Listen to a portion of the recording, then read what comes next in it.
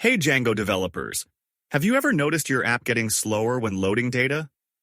This might be caused by something called the N+1 Query Problem. Let's take a look at how to fix it. Here's the situation. You have two models, author and book.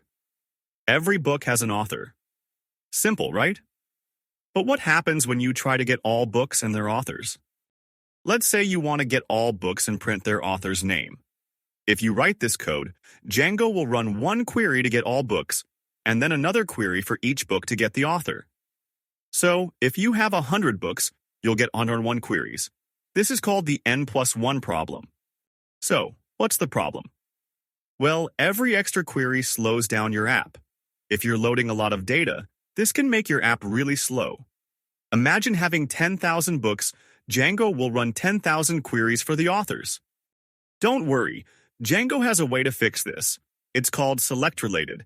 This tells Django to get the books and their authors in one query, no extra database trips. Look at that. Just one query, and everything is faster. This is a simple but powerful trick to boost your app's performance. Here's a real example. You're building an e-commerce site, and you need to show products along with their categories. Without select-related, Django will run extra queries for each product's category. But with select-related, you get all products and categories in one go. What if you have many-to-many relationships? Don't worry. Django also has prefetch-related for that. It's perfect for many-to-many fields like tags on products.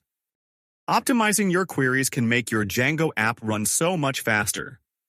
With just a few simple lines of code, select-related and prefetch-related, you can save time, reduce database load, and keep everything running smoothly.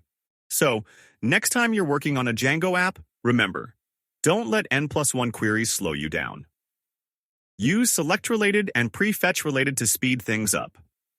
If you found this helpful, don't forget to hit like, subscribe, and share with your fellow developers.